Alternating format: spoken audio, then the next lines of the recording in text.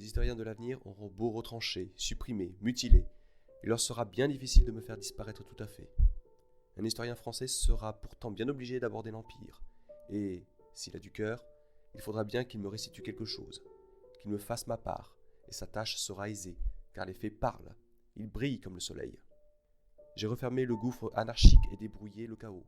J'ai dessouillé la révolution, ennobli les peuples et raffermi les rois. J'ai excité toutes les émulations, récompensé tous les mérites et reculé les limites de la gloire. Tout cela est bien quelque chose. Et puis sur quoi pourrait-on m'attaquer qu'un historien ne puisse me défendre? Seraient-ce mes intentions?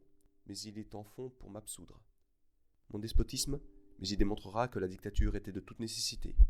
Dira-t-on que j'ai gêné la liberté? Mais il prouvera que la licence, l'anarchie, les grands désordres étaient encore au seuil de la porte. M'accusera-t-on d'avoir trop aimé la guerre? Mais il montrera que j'ai toujours été attaqué, d'avoir voulu la monarchie universelle? Mais il fera voir qu'elle ne fut l'œuvre fortuite des circonstances, que ce furent nos ennemis eux-mêmes qui m'y conduisirent pas à pas. Enfin, serait-ce mon ambition? Ah, sans doute. Il m'en trouvera, et beaucoup, mais de la plus grande et de la plus haute qui fût jamais existée. Celle d'établir, de consacrer enfin l'empire de la raison et le plein exercice, l'entière jouissance de toutes les facultés humaines.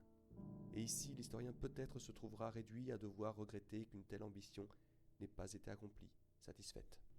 Premier consul, empereur, j'ai été le roi du peuple.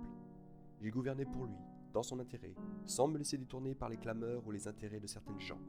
On le sait en France. Aussi le peuple français m'aime-t-il. Je dis le peuple, c'est-à-dire la nation, car je n'ai jamais favorisé ce que beaucoup de gens entendraient par le mot peuple, la canaille.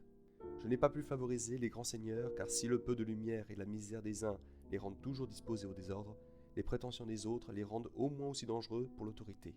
Le trône sans la nation n'est que 4 morceaux de bois couverts d'un morceau de velours.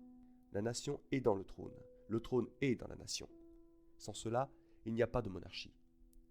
Je n'ai point usurpé la couronne, je l'ai relevée dans le ruisseau, le peuple l'a mise sur ma tête. Je voulais que le titre français fût le plus beau, le plus désirable de la terre. J'étais enfin le roi du peuple, comme les Bourbons sont les rois des nobles sous quelques couleurs qu'ils déguisent la bannière et les aïeux. Je pensais pourtant bien souvent, nous sommes une monarchie de 8 jours. L'instinct, les habitudes monarchiques nous manquent. La postérité ne saura jamais combien il était difficile de faire une monarchie avec les éléments que j'avais entre les mains. Je dis un jour à Caulaincourt, il fallait un bras comme le mien, un homme qui connut comme moi les Français, pour avoir pu opérer ce qui est déjà fait. La France a besoin de moi pendant 10 ans. Si je mourais, tout serait, je le crois, dans le chaos, et tous les trônes s'écrouleraient si celui de mon fils tombait, car je vois que tout ce que j'ai fait est encore bien fragile. En épousant une archiduchesse, j'avais voulu unir le présent et le passé, les préjugés gothiques et les institutions de mon siècle. Je me trompais, et je sentis un jour toute l'étendue de mon erreur. Cela me coûtera peut-être mon trône, dis-je alors, mais j'ensevelirai tout le monde sous ses ruines. Ah, si j'avais pu gouverner la France pendant 40 ans, j'en aurais fait le plus bel empire qui eût jamais existé.